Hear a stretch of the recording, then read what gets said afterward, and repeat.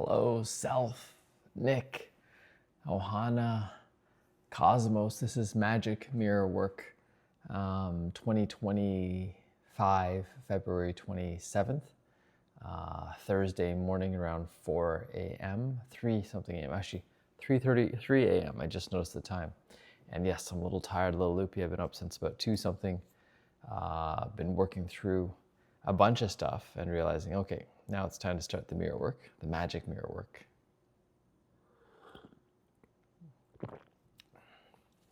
And I was debating, do I read more? Do I do something else? I've been reading The Breakthrough Experience by Dr. John Demartini.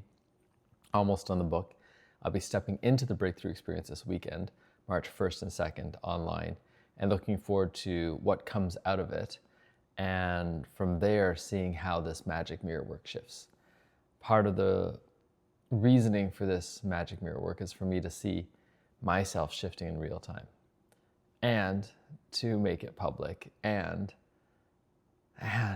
so many more ands. What I really enjoy about this current process is that I'm seeing myself more and more. And what's coming up is to reinforce that. Last night, I was just in a moment recognizing that I wasn't getting the approval I wanted. And in that moment, just feeling myself shut down. And then noticing and getting support going, oh, what's going on here? Oh, there's still a part of me that has the old patterns. And they're not bad old patterns, it's just recognizing them. I spent so much of my life trying to win the approval of especially my parents. And again, I think they're great right now. So grateful for where they're at, who they are, because they've guided me to here. And I can see that often I can make people my parental figures. And then whenever they're not fully approving or fully supporting what I'm doing, I'm like, aw, I'm not loved. How do I fix this? I'm tired of trying to fix this. And then noticing that pattern, noticing the shutdown, noticing the armoring. And so part of what I'm looking forward to this weekend is collapsing some of those patterns. And part of it is how to practice that. I recognize a big part of this. It's just like the Master Planning for Life. I did that with him in January. It's how do I practice these programs that are there and take a look at a different way of doing things. Whether it's more planning, whether it's more contemplating, whether it's more the doingness of the stuff and stirring it up. And I like how he frames it in this book, like, I'm going to have identity crises because my identity has been so wrapped up in how things have gone. And so it will actually be challenging to be in a new identity. And it's funny because I can see people that I know, people I love, people that I want to work with, and watch them hold on to their identities. And part of me wants to judge them for that. It's like, oh my God. And then now remembering and reminding myself, thank you for showing me how I'm still wrapped up in my identity too.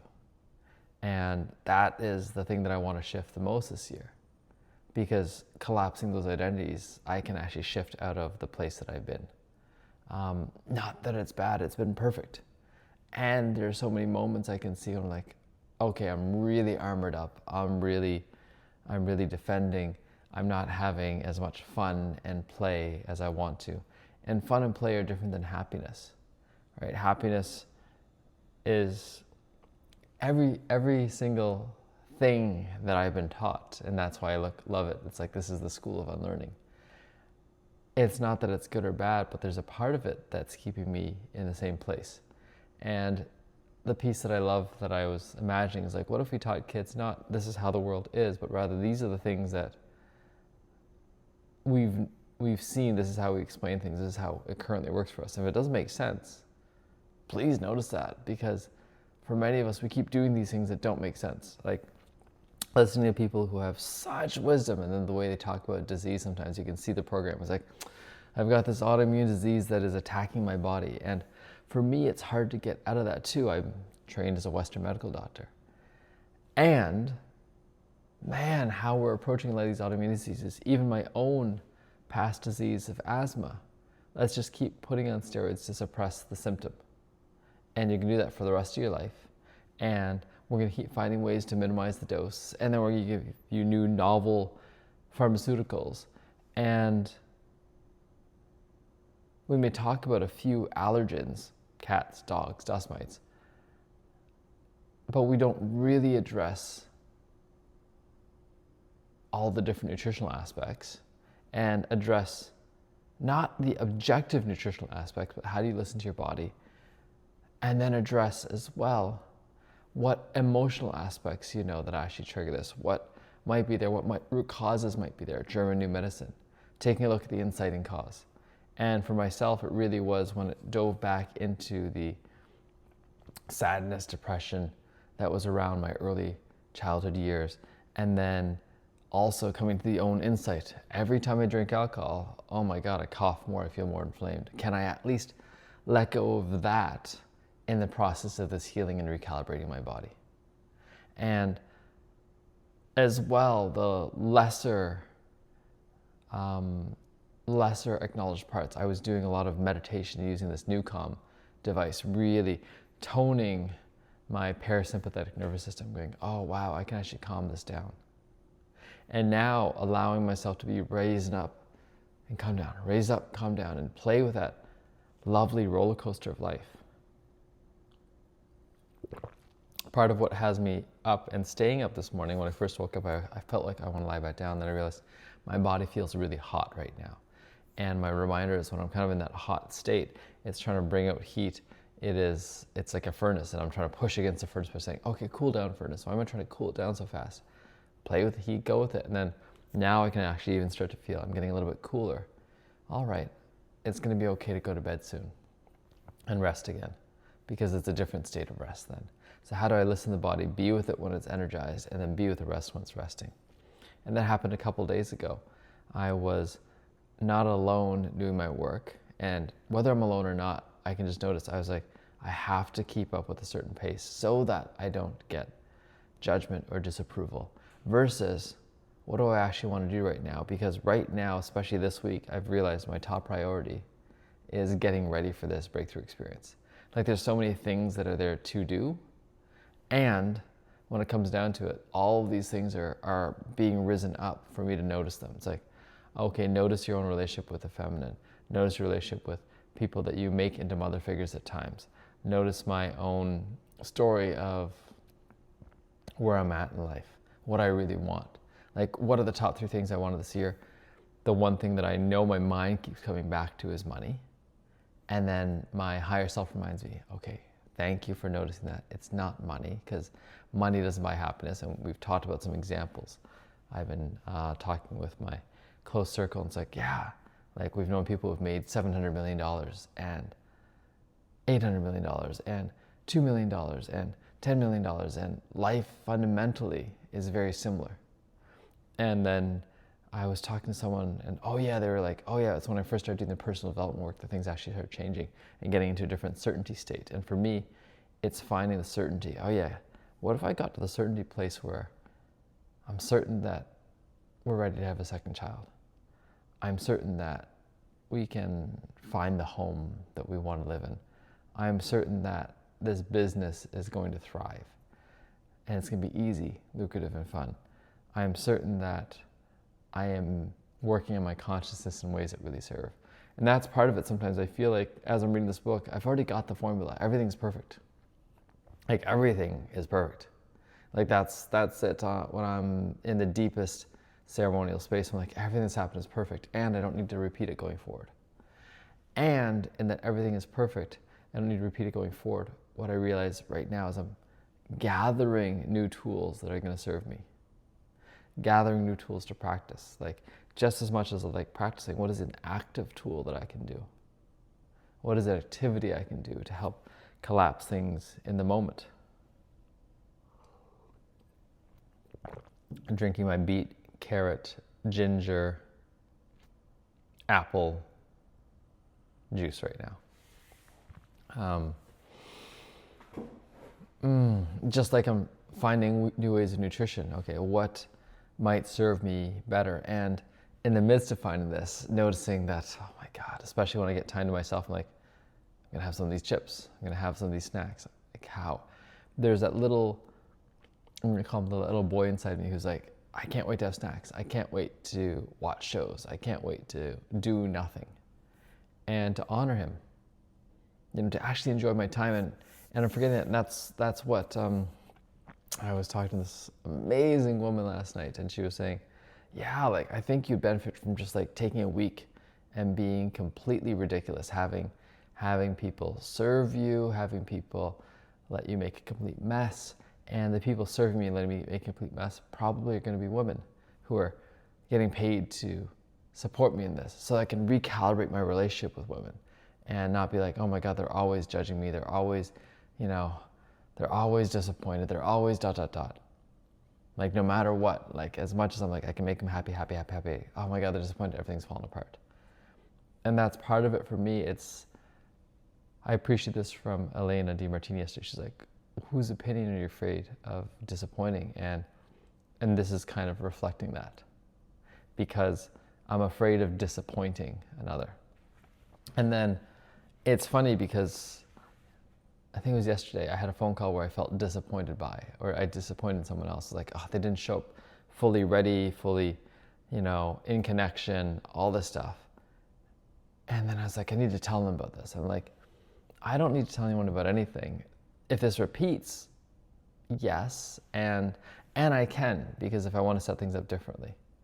But the bigger insight I have right now, can I keep coming back to it, is how am I showing up this way at times in not the connection I want to be, and how am I not canceling, how am I not honoring someone else's time? And that was the piece. I was like, my time is valuable. I've had that come back multiple times again, and then people have either not shown up for the call, and then for me, how was I not prepared for the call? I wasn't quite sure, because there's a part of me that was scared, that wasn't certain about the path forward for this person.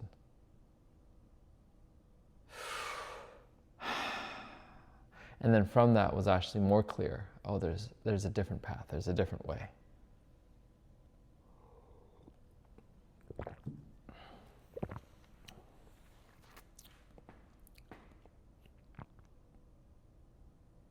A revolutionary new approach to personal transformation. And the whole idea that compassion and supporting someone in their own victim consciousness may not be the way to go. Oh yeah, that happened to you. Oh, let's talk about it. Oh, and as the therapist, as the guide, as a leader, noticing when I'm doing that too. Not just for others, but for myself. There's a part of me that wants to stay in the same place because it feels easier, more familiar. It gets a different kind of recognition or approval, or doesn't get the disapproval. Again, I'm going to come back to this, and it doesn't mean I agree, and especially doesn't mean I agree wholeheartedly with every single thing the Donald Trump administration is doing. And I can see how they're making such rapid change that it feels disconcerting. It feels disconcerting. And sometimes I imagine it is like that surgeon or taking that Band-Aid off or something else like that, all those analogies. It's like, all right, and let's see what happens, right? And there are going to be some mistakes, and that's what I'm learning as well. Like, when you're playing the game that people want you to play, they will let you make mistakes and they won't call you out on it. When you're playing a game that people don't want you to play, in every single play, every single mistake is going to be highlighted. And right now, it's in a phase of highlight, and that I can definitely acknowledge.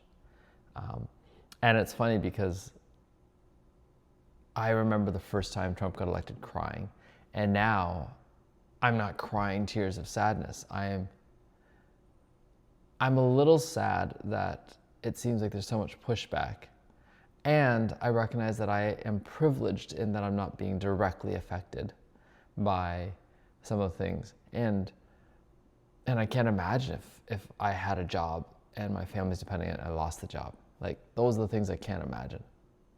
And it reminds me of the therapist that came through in this breakthrough experience example. It's like getting upset at her patient because they changed so much. They're like, oh wow, I've broken free of this thing. Like, no, you've wasted our therapy. And it's like, and how have I done that too, right?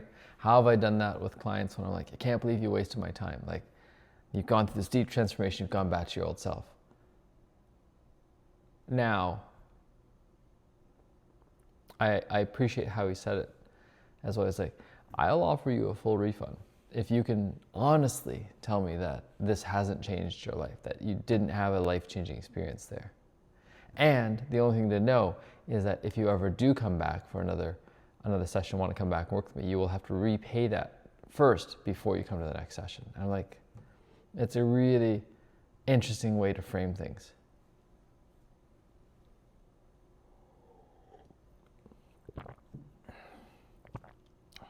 A really interesting way to frame things. And I appreciate that framing.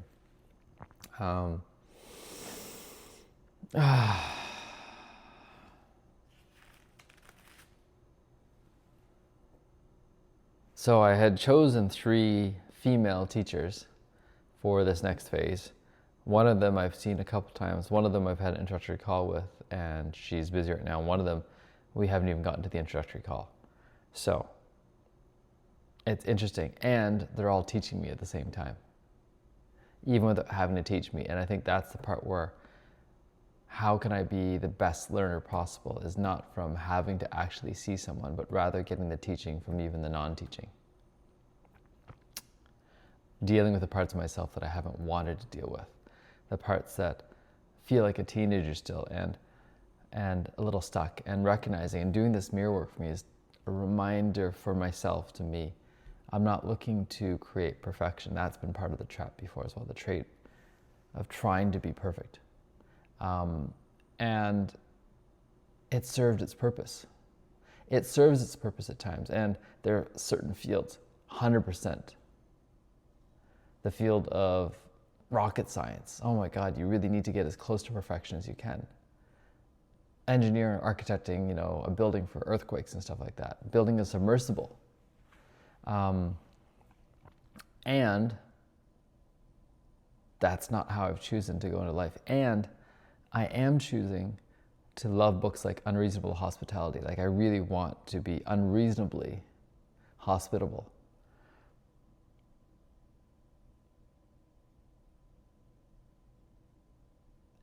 But not comfortable, hospitable. Everything has a purpose. And I think that's the piece, is like looking at the details and saying, what is the purpose it serves, and is it serving the purpose that I want it to serve? Every tool here, blue blocking glasses, Kindle Scribe, blue blocking glasses, so that I can actually balance out my hormones, everything else like that. The Kindle Scribe, both taking stuff in and writing stuff down. The computer is my versatile tool for creation and consumption as well. The phone, same thing. I've got this DJI mic, which I really like, this mic mini, so I'm getting better audio with everything that I'm doing and making it wireless so I can actually walk around. But being conscious about using things when they're wireless. The gimbal and tripod, same thing. It's allowing me to actually have tracking. It's allowing me to be able to put this at eye height, which makes it way more comfortable for life. Actually having something like this for the computer would be awesome, being able to raise it up. And then just key fob, juice, holders, AirPods, so that I can actually listen to some amazing sound on the fly and record myself on the fly as well. And it's just noticing I have tools here that all have a purpose right now. Everything that I'm looking at versus much of listings inside my house. If they don't have a current active purpose, why am I keeping them? Some of them are part of the altar ceremonial stuff, and it's going to be important to put up some shelves soon. But most of the things, it's probably time to let them go, so to speak.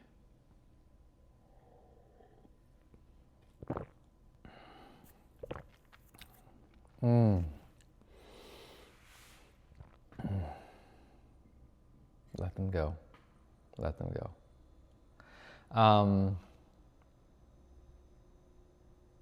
Yeah. And I haven't been super clear about getting the support for the decluttering, for the connections. There's been a lot of things coming out of this past weekend with the unconventional, the breathwork session. There's a few connections that want to be made. And I've both been making them and a little tired, going, how do I make it clear? And that clarity is so important. And I'm practicing that clarity around. Remind myself, even if I fuck it up, it's going to be okay.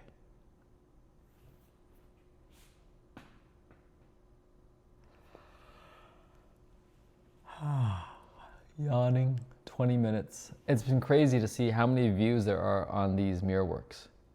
Like, I didn't anticipate it. I still don't anticipate it. And I don't think people are getting very far into it, which is okay. Like, someone getting into 20 minutes of this, that's crazy. And someone getting something out of it for themselves, this really must be what you're looking for, because I'm not trying to make it for you. And part of it is my not trying to make it for you is actually getting more clear on how I want to frame things. I record some videos on my pricing, my private sessions, and what was the third thing? Oh yeah, what I saw for the soul immersion, why I've created it in this first place right now. And probably this mirror work is going to be part of it at some point in time that I'm going to introduce. Not everyone's going to want to do it. It's not for everyone. And there's a power in doing something repetitively, consistently. And what are the parameters for this mirror work? I'm just looking at myself. Well, one is actually looking at yourself, noticing your face, noticing the features, noticing my down pointing nose, like a little bit of a witch's nose, a little bit of a hook. I don't normally notice these things. Lifting up my head, noticing my ears, pretty similar. Noticing my Adam's apple is a little bit off to the right side.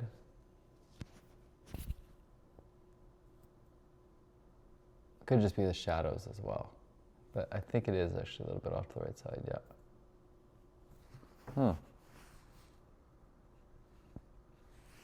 wow, there's a little crack there. Interesting. I'll have to talk to my dear friend Candace about any adjustments there.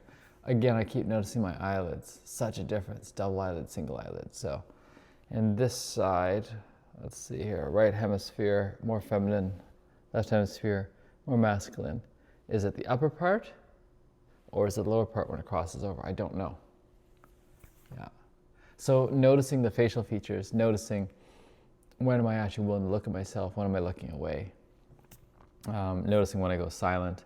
And there's a part of it that I'm doing this in the morning, I'm a little bit tired, but in the tiredness, part of it is letting down the guard too. It's diving into these long enough that I'm letting down the guard and just rambling, babbling, and then I come back to the that came up during the retreat I held last year, where in the moment of clarity, I asked my dear friend Greg to be like, just keep every now and then going to me. So I'm like, okay, don't take myself so seriously, don't think too hard, don't think that I have the right answer. And it was so helpful to get out of that space over and over and over again.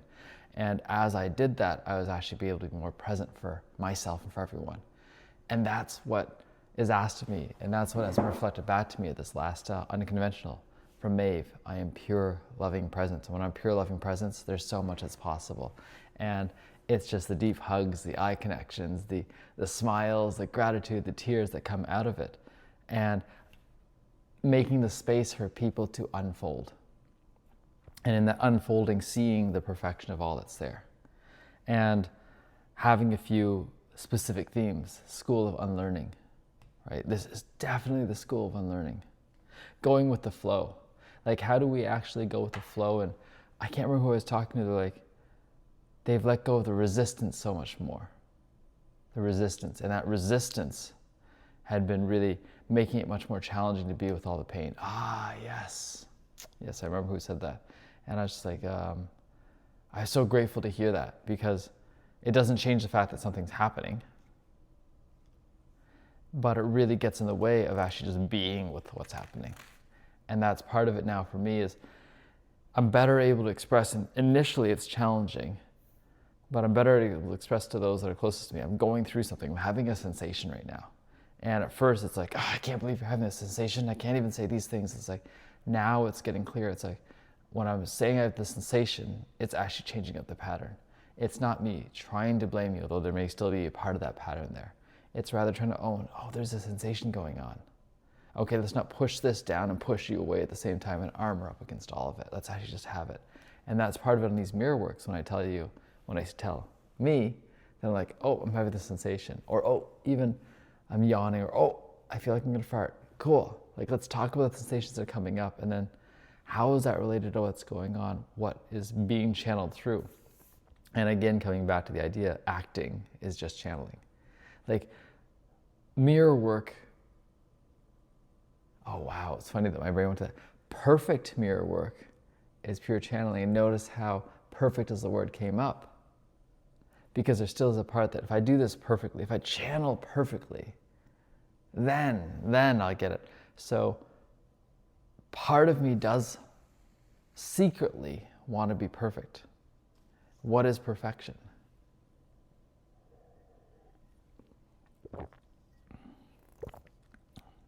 And part of perfection in my own head still, I can see it, is someone else grading me as perfect on their test.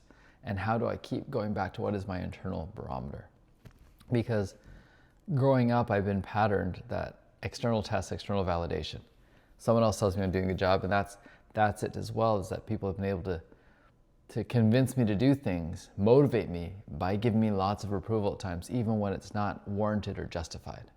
And people were asking me to be a CEO years ago, and I know that years ago, I was way less ready than I am now. And even now, as the CEO, there's a part of me that goes like, you're just totally faking it.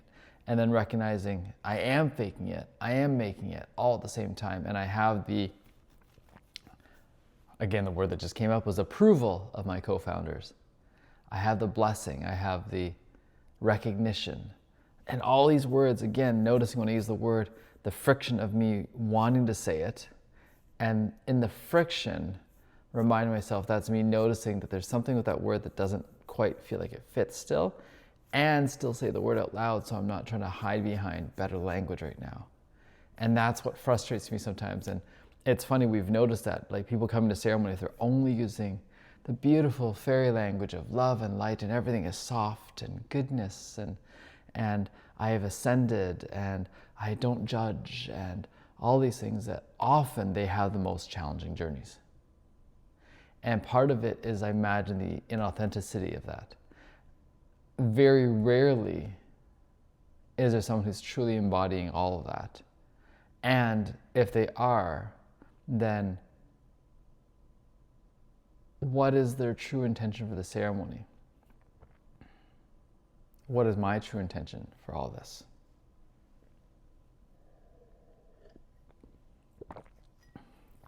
I know that when I'm sitting in a place of possibility of creativity, that everything moves much more efficiently.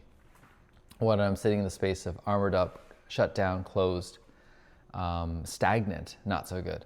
So that place of flow, life.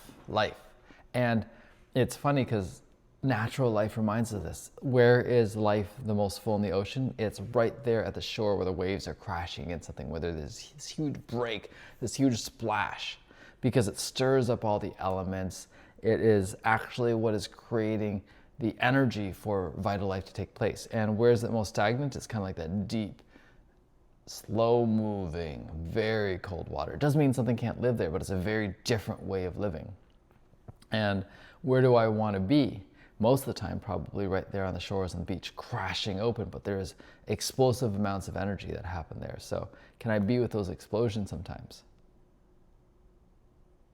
And that's part of it. Can I be with the lifetimes and lifetimes of identity crises that have been coming up? And notice how much of my identity has shifted.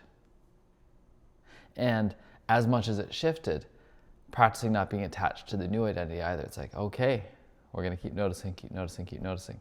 And then reminding myself, someone who has this level of experience, who's had this level of self-inquiry over and over again, there's probably reasons behind things, and there's probably still really big blind spots. And that's the beauty of it. Can I actually sit back, really observe and say, don't look at the first blind spot, don't look at the second blind spot. It's the same thing as looking at the x-rays. What's the hardest fracture to see? It's the second fracture, or the third fracture, or the fourth fracture, because we get stuck on the first one, especially when we're new.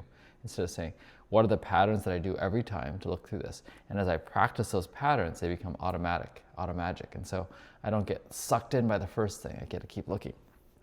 And that's part of it for when I'm doing my work, whether it's finding the intention, whether it's listening to someone, whether it's helping them say yes or no, whether it's guiding them through ceremony. It's like, how do we get deeper and deeper and deeper, and then be able to pull back the layers? Again, it keeps going back to so many things like inception. Like, oh, you can get within the dream, and every time is exponential. And how many dreams within dreams have we gotten to now? Is this world reality? What is reality? Back to life, back to reality.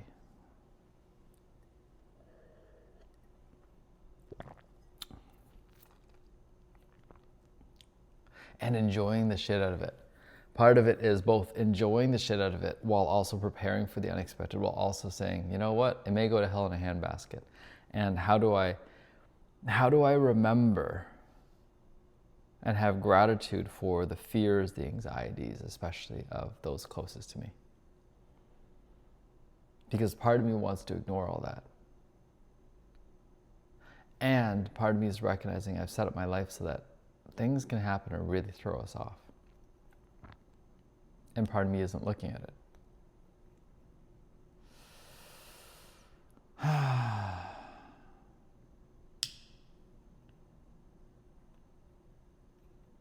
don't know. I don't know. That is an honest truth. I don't know.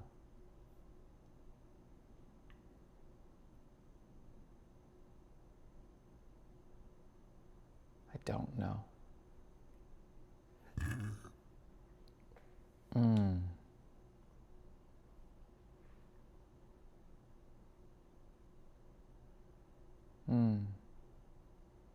My brain's just going to, should we be sitting on more cash? Sorry, in case you're wondering, and I'm analyzing all the pros and the cons. And I don't know. I don't know. I don't know.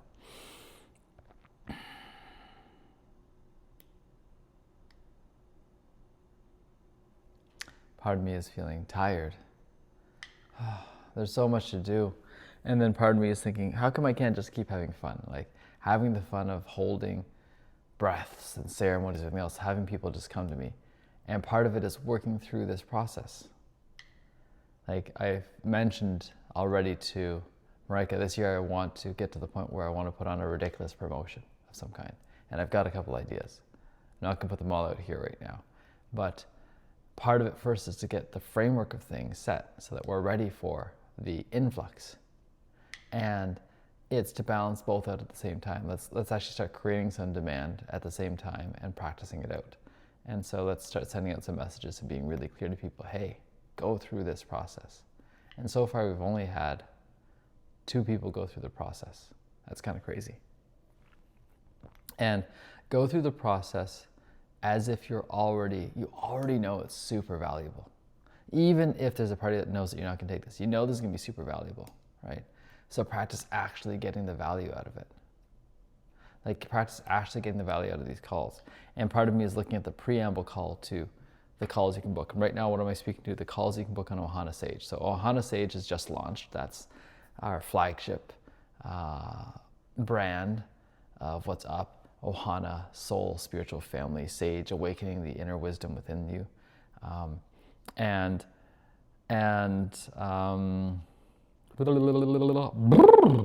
Oh yes, and the soul immersion. So this 5-month process, this 5-month container to take you from guiding your mind, body, soul into preparation for a deep ceremonial container with a very clear intention of what you want to get over the next 5 months, which means you are actually willing to say, I declare I want this thing. I declare this, and I don't know how. If I knew how, I would have already done it. And much broader statement there, and then actually having this transformational change where you're shedding so many identities at once, seeing all these new possibilities, and then getting the support to actually live into those identities, live into those possibilities. Because things are going to oscillate. There's going to be people really upset that you've changed so much and they want you back in the old instead of being in the new. And as you shed these layers, what's going to happen? So over the next 4 months, actually getting it.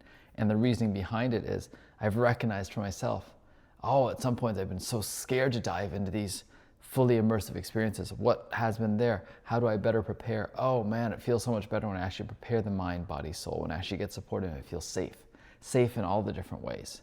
And safer with a clear intention that doesn't have to happen on the exact day of as well. I've actually prepared it beforehand. And so coming into the day of being even more clear, and then coming out of the day, how often we go from this expansive high and get knocked off our feet. And I've used the term for people before, like, you're a dream killer, all this stuff. And it's like, wait, how do I own my own dreams and keep building them back? Getting a little pain in my neck as I'm going so excited about this. And actually get the guidance to do it. It doesn't have to be me doing it, me as in Nick.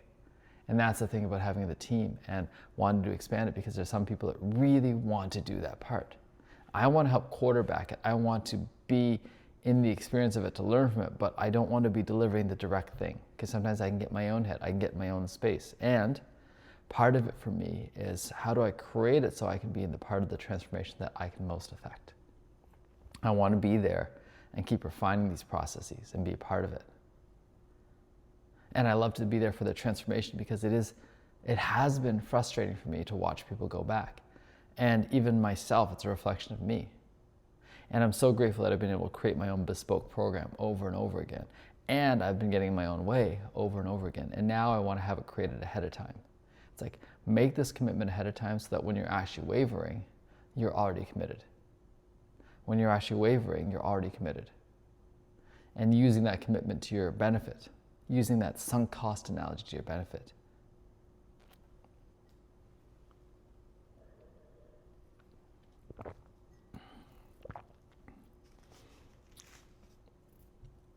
Yeah.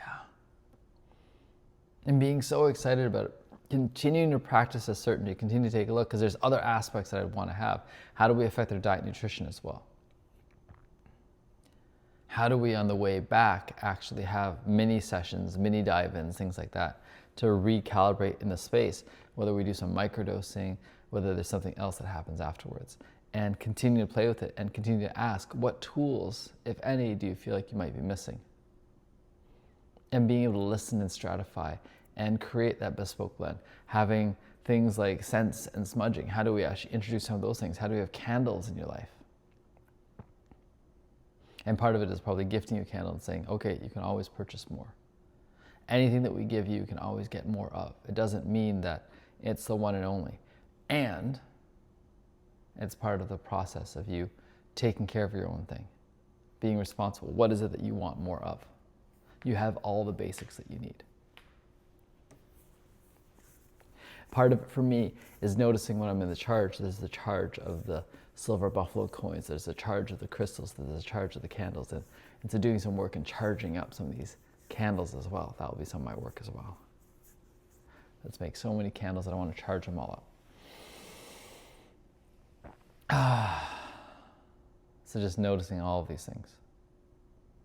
All of this beauty, all of this silliness, it's perfect.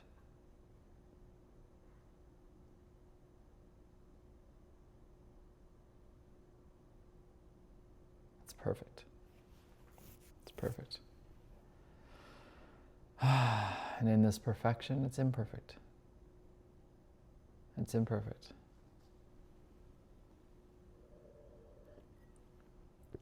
When I was in grade 3, I skipped a grade, and I remember the first day in school just being so scared. Completely new environment, not knowing anyone, not knowing how things work already. Getting straight into cursive writing, which I hadn't done except for practice weeks ago, because I went for 6 weeks in Hong Kong. So I was totally rusty, feeling inadequate, and panicking. Panicking because it's like, I'm going to fail. Everyone's going to notice that I don't know. And then I remember that moment when I finally saw that there's cursive writing around the wall. And I was like, oh, there's a cheat code around here. And then being able to use the cheat code and then surviving. And I'm reminding myself of that. Why am I saying that right now? A, because it's a very pivotal memory in there. I've said this many times to myself. B, I think in this moment what I'm reminding myself of is there's always a cheat code if I actually take a look around. And I should take a pause. And in the moment of panic, can I actually remember? And part of the cheat code is going to be this quantum collapse process. Part of the cheat code is remembering everything is perfect right now. Part of the cheat code is remembering what is reality, school of unlearning. Every crisis, the instantaneous recognition that crisis is a blessing. Because the crisis is there waking me up going, okay, what's up? And then recognizing, because you hear some of the podcasters talking about, oh my God, it almost seems like you have to have tragedy. I'm like, I'm not sure tragedy is the word that I would use. Tragedy has more of a charge of emotion around it. Crisis is something that's tangible, time-sensitive, urgent, and a space for massive change. I think that's a bigger thing. And I can make a crisis out of just about anything. A single look, a single smell, a single touch, a single taste. And so in those moments, can I be really happy for the crisis instead of trying to avoid the crisis? Recognizing that there can be something tragic happening and I don't have to feel like it's tragic.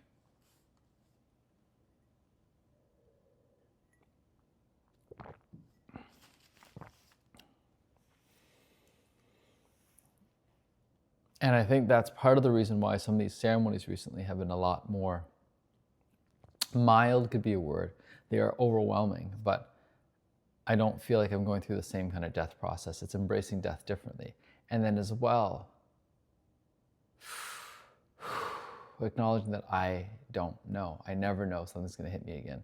And that's part of me creating space for myself occasionally to go through my own deep dive. It's so important. And who do I want and how do I want to be held?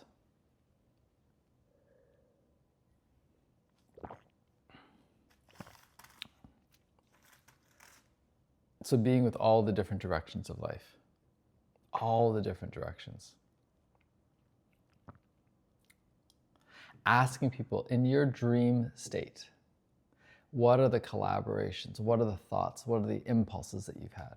And let yourself be a little crazy with what you say and what you ask right now, because there have been some crazy asks here. And I'm saying that because there's some people that I've talked to lately. I'm like, not only do I want to partner with them, collaborate with them, I'm like, do I want to invest in them? Do I want them to actually help clear energy, hold ceremony for me? How do we best partner with each other? And saying it out loud and then letting it go. Not being attached to it, not making it right, but inviting them to speak first so that we can actually see what level of craziness we want to get to. And if they don't want to, be willing to say it myself, right? There's so much I know and so little that I know. So much that I know and so little that I know. And sometimes I'm looking like, how much more complex do I want to make this? I want to keep things simple.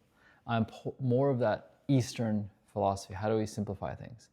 And I've been raised in the Western philosophy where things are pretty complex. So I'm going through these processes so I can serve myself in both ways. But the Eastern philosophy, that's one that can actually start moving matter, moving through matter, and actually seeing and noticing it. The Western philosophy, more intellectual, can move mountains in a different way, can actually build up systems in a different way. Flickering of the light there. And remind myself it's not one or the other that's better. Both have their purpose and can serve. The complexity and the simplicity. The complexity has led us to this kind of technological marvel of life. And the simplicity can remind us all that was still possible even beforehand. It just wasn't in a way that was easily replicable as far as we know. People who have been able to have remote connections, conversations, all that stuff, are able to astral travel, are able to live infinitely, immortally, break the death cycle. But some of that wisdom is lost in different ways. And then things like the Tao Te Ching, which has stood the test of time, way more than the test of time than all these manuals. And every single understanding of the universe is just a current understanding of it. There's no way that I know of that I'm actually going to be able to see subatomic particles in this lifetime. I may be able to imagine them, I may be able to visualize them, but to see them with my bare naked eyes, I don't know. I mean, maybe with the aid of technology, but what is that technology actually amplifying and showing me? What are these refractive lenses actually showing me?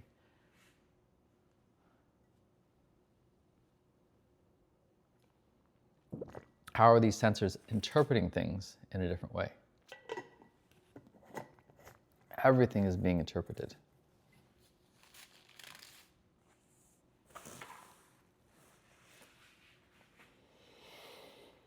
Ah, 44 minutes, still sitting down, debating whether I want to get up, debating whether I want to read some more.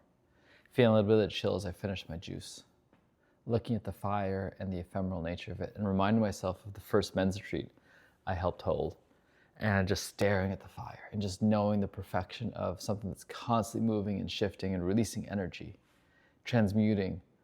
And in the retreat that we had 3 fires going at once. And I was so grateful for that. And the same thing when I was holding a ceremony for Judy, it was having all 3 fires going at the same time, 3 or 2 fires. And just having fire around all the time was such an innate part of life, and we're trying to ban it now in so many different ways.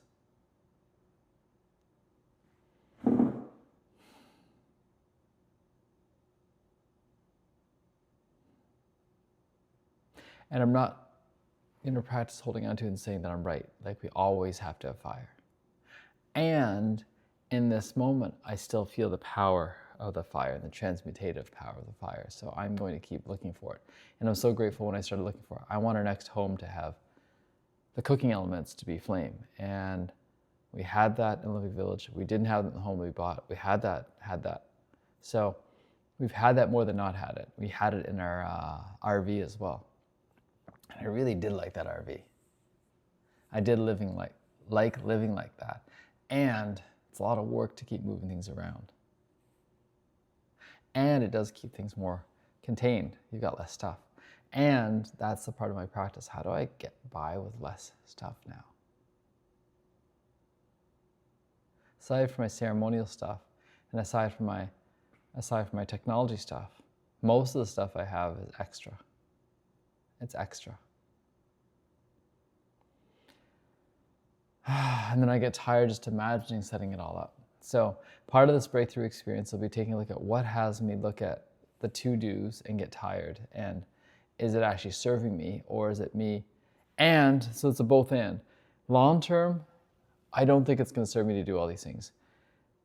Shorter, medium term, I think it's important to actually get through it, because I own these layers. And then how do I actually get through it in a way that serves me moving forward into the long term?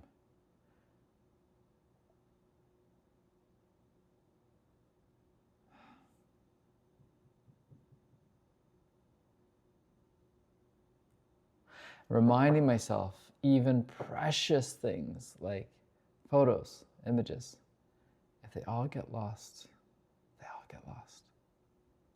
Is that the most important thing to me? No. Living this life in this way with my family, yeah. Like, we've had such amazing cuddles lately, so many times of just all coming together, laughing and farting and licking and just getting into the fun of the words like assholes and fuck and all this stuff. Singing inappropriate songs together, doing stupid shit together.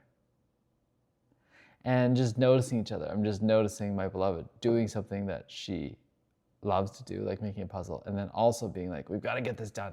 Like, both energies at the same time. And for me, it's noticing. I'm really enjoying just being here. There's a part of me that extends things too long. And I can see part of the gift now, right now. I'm going through these images, these memories, to see what it is that wants to come up. What is it that's coming alive? Like going all the way back to my home in Buffalo, New York, and not really remembering much. Not remembering much about the house at all. Like a direct connection to it? No, like I remember going to the corner store with my cousins and getting popsicles, but that's such a vague thing. I remember playing with G.I. Joes, but such a vague thing. I remember afterwards, I think we went back to visit, and my friend had the whole Transformer set, the little, that almost thing that turned into a spaceship or a starship or the base, and really wanting that and loving that. But I think that was later on. I don't think that was when we lived there, actually. And then what has it that I don't remember much from there? I remember the car ride to PEI when we were moving, and we were in the back of this Toyota Corolla hatchback, I think. I think it was red.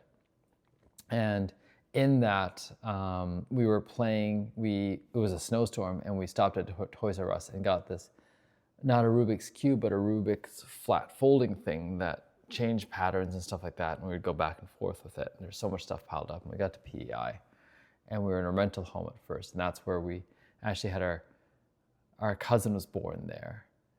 And I don't remember much of when we first got there either. I don't remember going to school. I don't remember anything about being bullied, because I didn't get bullied as far as I remember.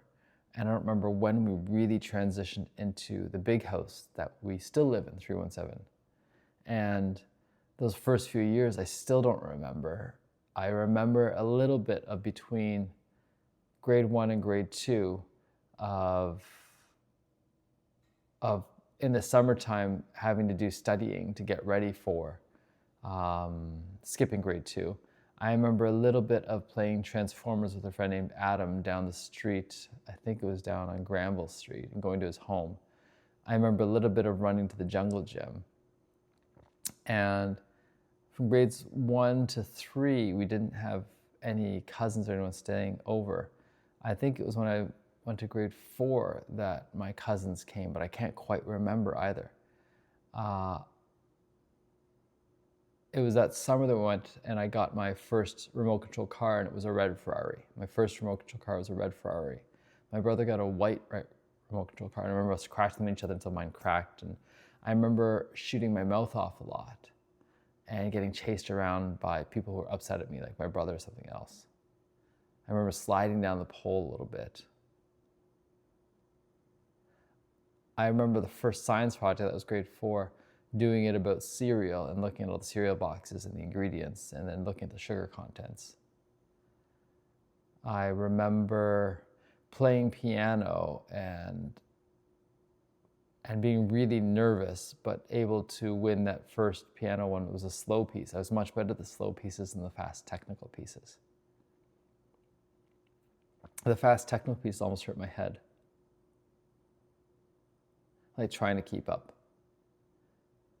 I remember doing really well in my grade 6 music test and getting the top score, so I got into band for grade 7 and got to choose my instrument, and I chose the clarinet because I wanted to choose the saxophone. I remember being in grade 5, I think, in elementary school, and getting Scholastic books and pizza parties and being good at school. My friend was Corey, and going to his home and getting jeans for the first time from him. I remember liking a girl named Debbie.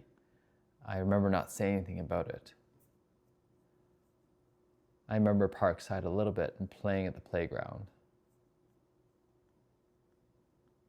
I remember moving wood sometimes.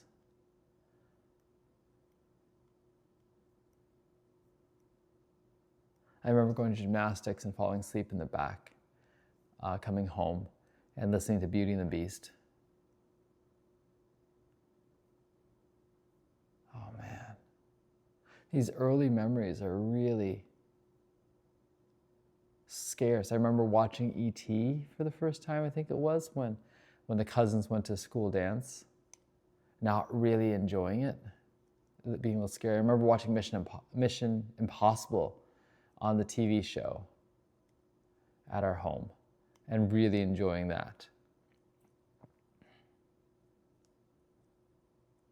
Don't remember when I started going over and playing with my friend Alex at gymnastics.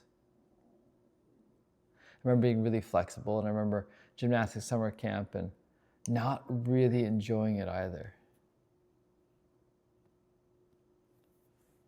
I remember camping and putting together the tent that we had. That was really challenging to put together.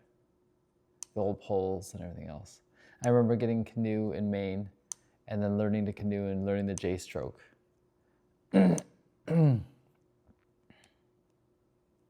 I'm going all the way to high school now. I remember going to this church camp, and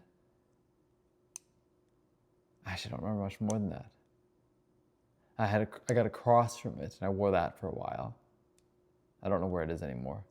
I remember being at Shad Valley grade 11 then it was, and then finding my friends Karen and Jean and them gifting me a stuffed lobster, Les the Lobster, which I really need to check to see if he is in Edmonton still, behind that bed.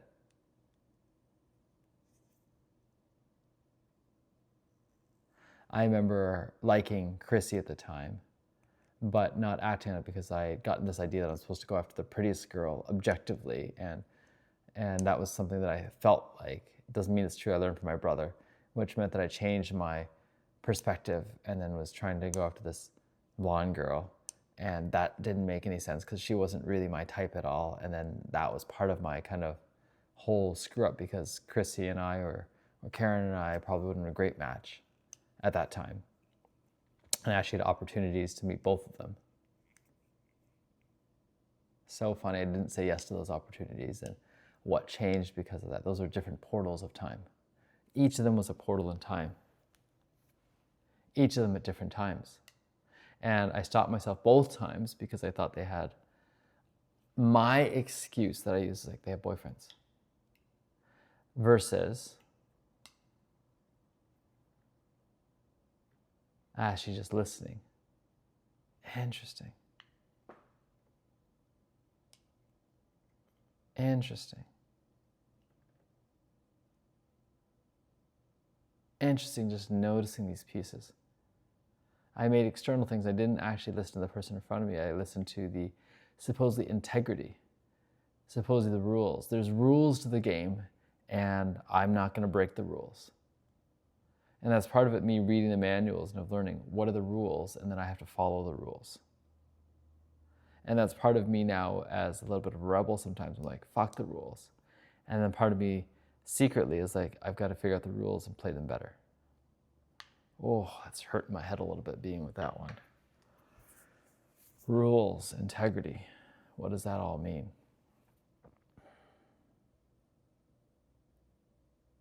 And that's been interesting going back.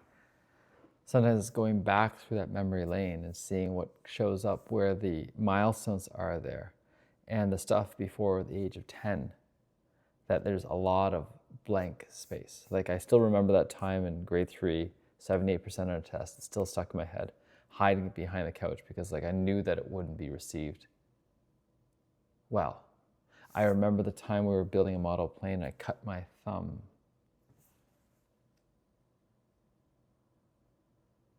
I used to always be able to tell which thumb it is, and I can't really tell anymore whether it's the right or the left thumb. I think it was the left one, then having to hang it up because it was in the lower bunk at that point in time, so that it wouldn't bleed more, because it was a pretty deep cut from one of those box cutters. Ugh. I remember being really upset by my cousins, I believe, and then running up and throwing myself on the bed in the room and waiting for my mom to come get me and to reassure me that it's going to be okay. I'd forgotten entirely that my grandparents used to live with us. I don't even remember what year it was that they both lived with us as well. Because it was them living with us, and then Noel and Cecilia and us. It was my dad's parents as well. And that was for a few years. I do remember it had to have happened before grade 6, because grade 6 was when I actually ate Yaya's spicy chicken curry and started to like spice.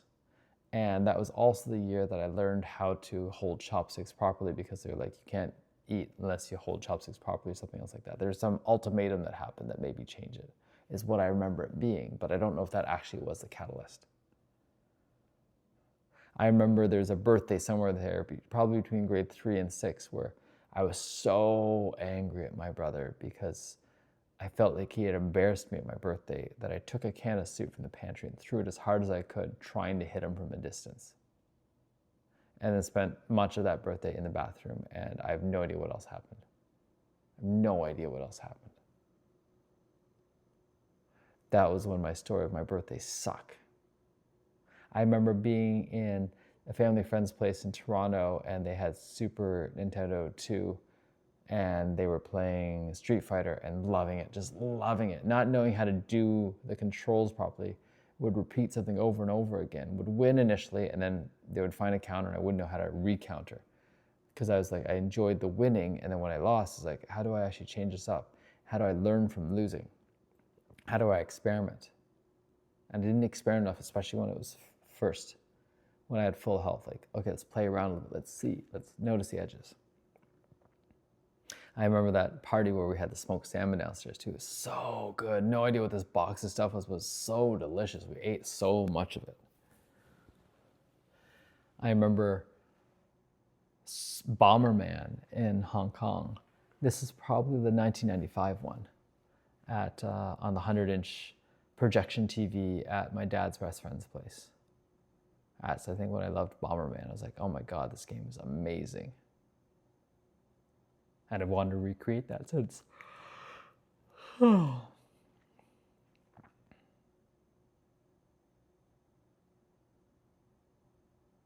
Just thinking of other sports games, never really wanted to get into it, like how to deke and all this stuff. It's like, no, like those complexities, not really wanting to, but an artificial thing like Bomberman, totally wanting to.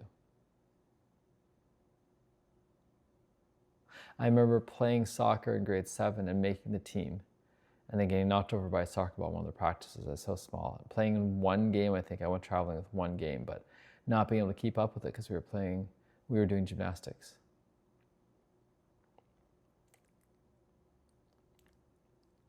I remember being known for my flexibility for the oversplits, but not really want to do the exercise. I remember the time when I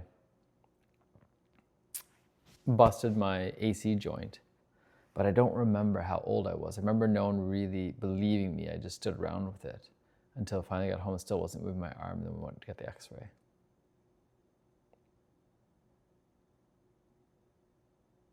I remember getting new moves just to get new moves for the Sunday tokens.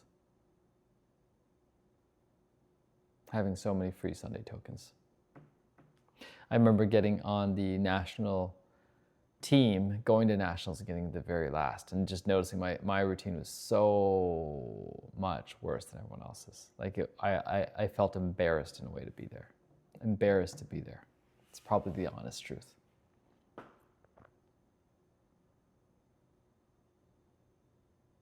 Embarrassed to be there is the honest truth.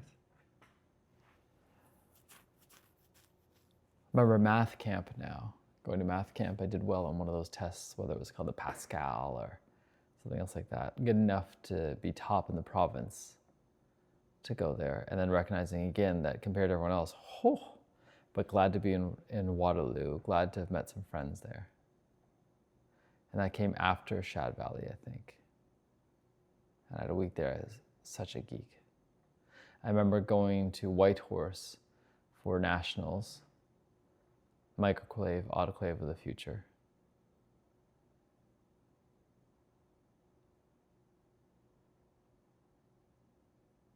I remember thinking that I had found a girlfriend, but not realizing how to act on it as well. That was the first time of not acting on it. I can't remember why not. I think it was my own block. I still have that, so I've got multiple times of not acting on a physical connection.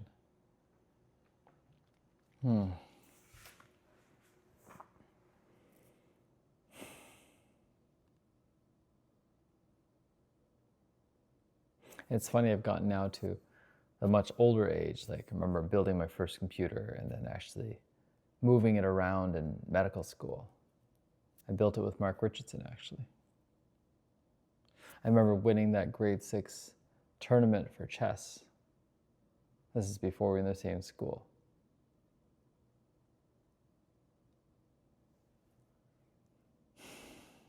I remember Carmen Sandiego now. Who in the world is Carmen Sandiego?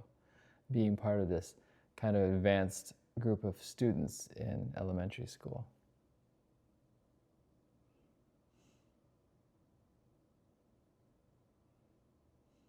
Computer camp. I remember going to computer camp now briefly. I remember typing and having the letters falling down and practicing typing and typing them as fast as I could.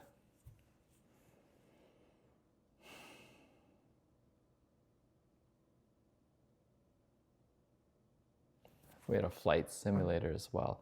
I remember much older, this is in grade 11 then, or summer of, when we went to Buffalo and I was working in that lab doing the data collection. God help me, it was terrible. Probably the summer of grade 10. I don't think I analyzed things. I think I took the year off in grade 11 because I just couldn't bring myself to doing the science project.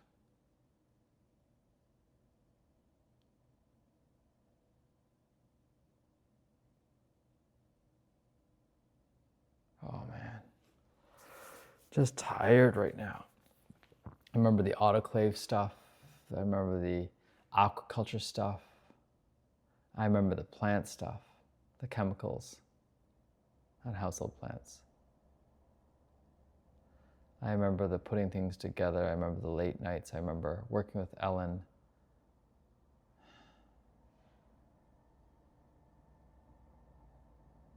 I remember the time spent in my room on my own. A lot of time in my room on my own with the door closed. I remember the feeling lonely, not feeling understood, not knowing what to do with my time either.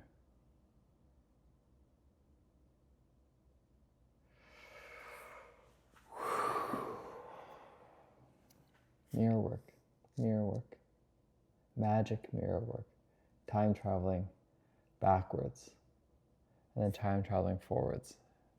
Sometime in the future, I'm looking at myself now going, okay, you did that. You woke up early in the mornings and you spent an hour talking to yourself.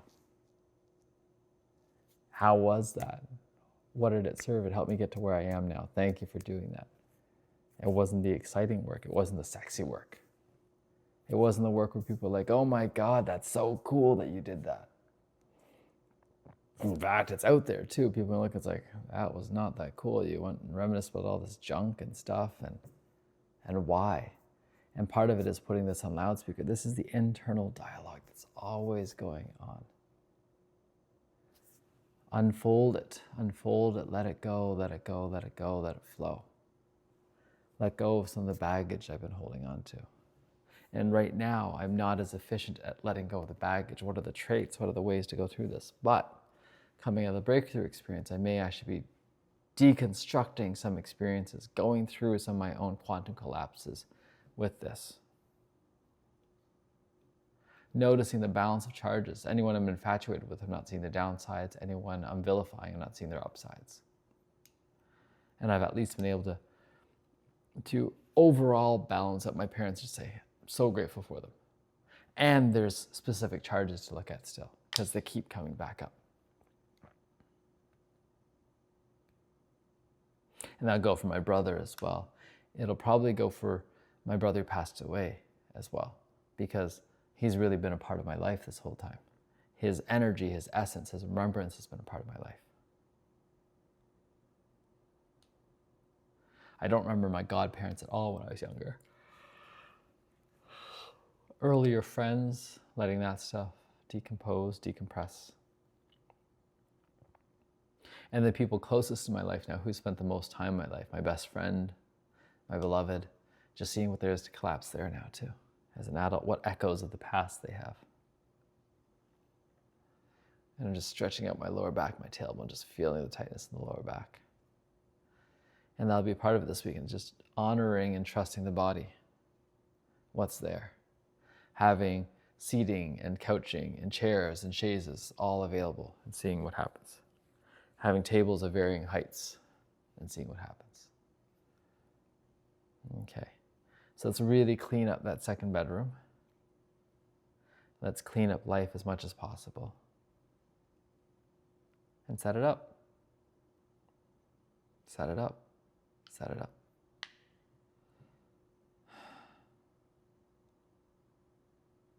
Thank you.